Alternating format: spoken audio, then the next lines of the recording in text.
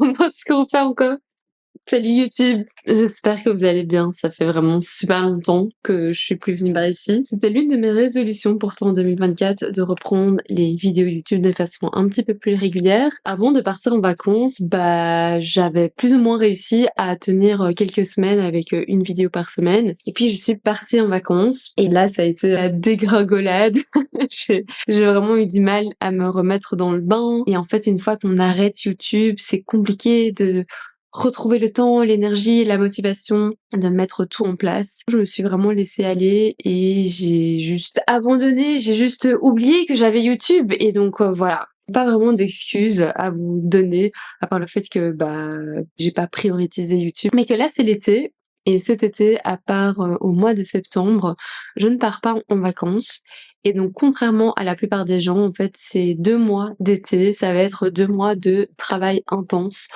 J'ai plein de projets sur lesquels j'ai envie de travailler. J'ai envie de rajouter plein de trucs sur mon Patreon. J'ai envie de lancer aussi un cours en ligne en septembre.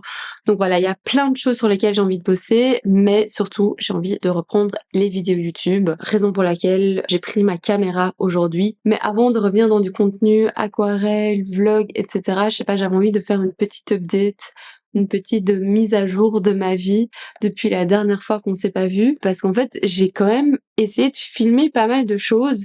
C'est juste que j'avais pas vraiment une storyline, ou j'avais pas vraiment assez de rush pour en faire un vlog entier, ou j'ai pas eu la motivation de le monter sur le moment même. Et en fait je trouve que sur YouTube c'est très compliqué quand on filme certains plans et qu'on les monte pas directement. C'est difficile de se remettre dans l'ambiance et d'en faire un vlog.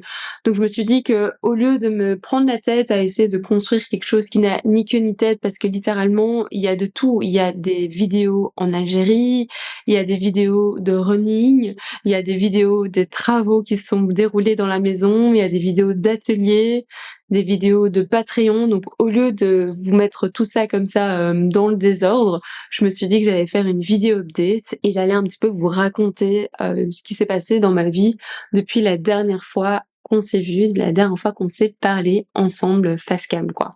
Donc la dernière fois que je vous ai laissé, c'était dans le courant du mois de mars. Je m'apprêtais tout doucement à aller en Algérie. Donc vraiment, j'étais dans une bonne dynamique parce que j'avais réussi à filmer pas mal de vidéos YouTube. J'avais un petit peu trouvé mon rythme à ce niveau-là. Sauf qu'après, du coup, je suis partie en Algérie. Alors, ce voyage en Algérie, c'était incroyable.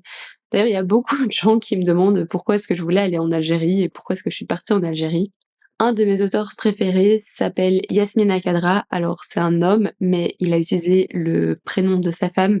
Déjà ça, je trouve que ça veut tout dire. Mais donc c'est un de mes auteurs préférés et c'est un auteur algérien qui parle souvent de l'Algérie dans ses romans. Un de mes romans préférés de cet auteur-là s'appelle Ce que le jour doit à la nuit. Et donc dans ce roman, il décrit l'Algérie. Et en fait, je sais pas vous, mais moi, j'avais aucune image de l'Algérie dans ma tête. Donc parfois, quand je lis des livres, je vais lire sur Paris, sur New York, sur Madrid, même l'Amérique latine. Je vais avoir des images qui vont me venir en tête, que ce soit des images de films ou des images de livres, enfin peu importe. J'ai un peu une sensation de familiarité avec les lieux qu'on me décrit. Mais par contre, en lisant ce livre sur l'Algérie, je me suis rendu compte que j'avais juste aucune idée à quoi ressemblait l'Algérie et donc j'avais trop envie de découvrir et un petit peu y aller. Ça a été toute une aventure parce que l'Algérie est un pays qui est pas du tout touristique, mais genre quand je vous dis pas du tout touristique, c'est un peu, je dirais pas intimidant, mais on voyait quand même que les gens avaient pas l'habitude de voir des étrangers, surtout que moi je suis asiatique, mon copain est belge, et donc du coup vous avez ce couple belgo-vietnamien qui se balade dans les rues d'Alger. Il y a certaines personnes qui se sont un petit peu retournées sur notre passage, mais voilà, rien de très très dramatique. Mais en vrai, super chouette expérience. Au-delà de cet aspect un petit peu genre pas touristique, en fait ça a été très compliqué d'avoir un visa. On a galéré à l'avoir, mais maintenant qu'on sait comment l'avoir et on sait quels documents apporter, je pense que si la prochaine fois on va aller en Algérie, ça va être beaucoup plus simple. Et donc ce qui était vraiment génial dans ce voyage, c'est qu'on a fait un road trip. On a commencé à Alger, puis en fait on a été jusqu'au Oran qui est tout à l'ouest. On a été à Tlemcen aussi, puis après on est reparti dans l'autre sens. On a fait tout ce qui était ville un petit peu plus dans le centre, genre Timgad, on a fait aussi Djémila, puis on a été un peu plus sur la côte, près de Béjaïa. Vraiment une claque monumentale parce que c'est un magnifique pays. Je m'attendais à ce que ce soit beau, parce que je me dis, les pays de la Méditerranée, c'est des climats qui sont assez chouettes, dans le sens où on a non seulement la mer, mais il y a aussi des montagnes. Mais vraiment, les paysages qu'on a traversés en voiture, c'était vraiment genre magnifique. Enfin, je vous montrerai quelques petites photos ici pour que vous ayez une idée, mais vraiment, voyage magnifique. Mais par contre, voyage très éprouvant parce qu'on a beaucoup voyagé, on a beaucoup fait ses valises, refait ses valises, changé d'hôtel. La conséquence de ce voyage, c'est que quand je suis rentrée d'Algérie, j'étais épuisée. Genre, c'est pas du tout des vacances qui m'ont apaisée, c'est pas du tout des vacances qui m'ont ressourcée, c'est vraiment des vacances qui étaient très drainantes. Et quand je suis revenue à Bruxelles, j'avais encore 10 millions de choses à faire. Je suis pas du tout sentie reposée et je pense que ça a fait que j'ai eu du mal à rattraper le rythme que j'avais avant de partir. Surtout que, non négligeable du coup, dès qu'on est rentré, on a commencé une série de petits travaux dans la maison. De base, ces travaux devaient durer, je pense, enfin en tout cas dans ma tête, ces travaux devaient durer entre 2 et 3 jours, genre maximum une semaine. Et au final, ces travaux ont duré 3 semaines. Et forcément, qui dit travaux dit énormément de bruit,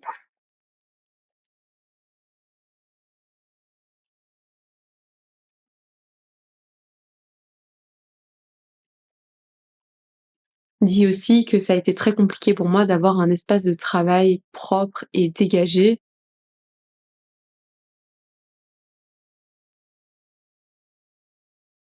Ces 3 semaines-là, bah, ça a été très compliqué pour moi de prendre ma caméra et de filmer et même genre de vlogger. Enfin, genre, j'allais pas vlogger avec les ouvriers qui étaient juste à côté de moi. Ça m'a aussi mis dans un mood où j'étais là: «C'est pas grave, je reprendrai ma caméra, un petit peu, par la suite».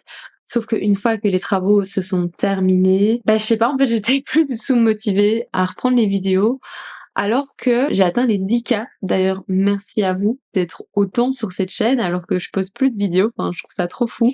Comme quoi, le travail que j'ai fourni ces 2 dernières années, ces 3 dernières années, ça paye. Mais bref, genre, je m'attendais pas du tout à avoir ces 10 K. Surtout, j'ai eu la notification sur YouTube et j'étais là, oh my god, ce serait peut-être une bonne raison pour moi de reprendre YouTube. Et au final, genre, j'ai traîné, j'ai fait plein de plans, j'ai écrit plein de choses, j'ai planifié plein de choses. La seule chose que je vais faire, c'est ce que je suis en train de faire maintenant, c'est juste de prendre mon appareil photo, ma caméra et de commencer à filmer comme je suis en train de filmer ici. Je pense que j'en ai déjà parlé dans un de mes anciens vlogs, mais j'ai vraiment ce complexe de si j'ai pas le matériel qu'il faut, si j'ai pas le bon micro, si j'ai pas la bonne lumière, etc.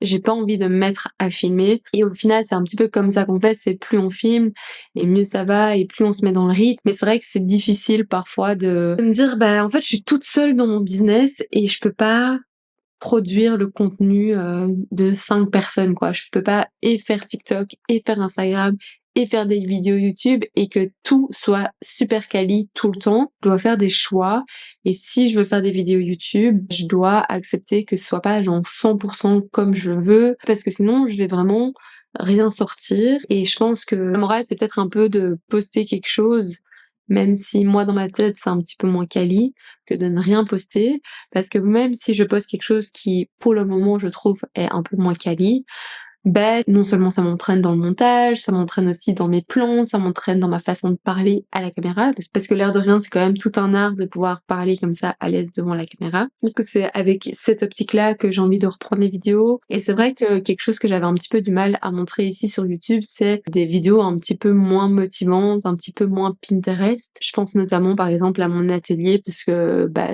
souvent je fais plein de choses à la fois et il n'est pas toujours rangé. Donc chaque fois que je suis un peu gênée de filmer des plans dans cet atelier qui est pas forcément rangé. Donc commencer à filmer plus régulièrement, ça va peut-être faire 2 choses. Première chose, bah, je vais peut-être ranger plus souvent mon atelier. Mais deuxième chose, c'est me forcer à filmer et de montrer un petit peu les behind the scenes parce que c'est pas tout le temps tout beau, c'est pas tout le temps tout parfait. Et la dernière vidéo que j'ai postée, qui était beaucoup plus vulnérable, celle où vous me voyez rien faire presque pendant une journée, je pense que c'est important parce que on a l'habitude de consommer du contenu qui est tout le temps genre hyper rapide, hyper parfait, très épuré. Une autre chose sur laquelle j'ai travaillé un petit peu, ces dernières semaines, c'est les vocaux de Kani. Alors les vocaux de Kani, c'est un bonus que vous pouvez trouver sur mon Patreon. Ça fait partie, de tous les tiers, donc peu importe le tiers que vous preniez, que ce soit 5 € ou 10 €, vous allez avoir accès à ces petits épisodes de podcast. Là, je suis hyper contente parce que j'ai enregistré 2 podcasts à l'avance et donc ça veut dire que comme j'ai de l'avance, ça me permet d'anticiper un petit peu plus et ça me permet d'avoir un peu une longueur d'avance et c'est ce que j'aimerais bien faire pour YouTube, c'est essayer d'avoir des vidéos d'avance. Comme ça, je dois pas trop me stresser s'il y a une semaine où je suis un petit peu plus occupée, où je suis un petit peu plus chargée. Je me disais: «OK, c'est pas grave parce que j'ai déjà genre 2 vidéos en avance». J'avais juste un petit peu envie de vous expliquer comment est-ce que mon contenu allait venir s'articuler au cours de ces prochaines semaines. N'hésitez pas à me dire ce que vous voulez voir sur cette chaîne YouTube. J'ai déjà posé la question, sur mon Patreon, donc je sais déjà plus ou moins quel type de vidéo je vais faire dans les prochaines semaines. Mais si jamais vous avez d'autres idées, que ce soit au niveau de l'aquarelle, des vlogs, vous expliquer des petits tips autour de certaines choses, n'hésitez pas, ça me fait toujours plaisir de lire vos commentaires et de lire vos avis là-dessus. Sur ce, je pense que je vais m'arrêter de parler, j'ai déjà beaucoup parlé. Je vous fais plein de bisous et surtout, n'oubliez pas de rester créatif. Salut!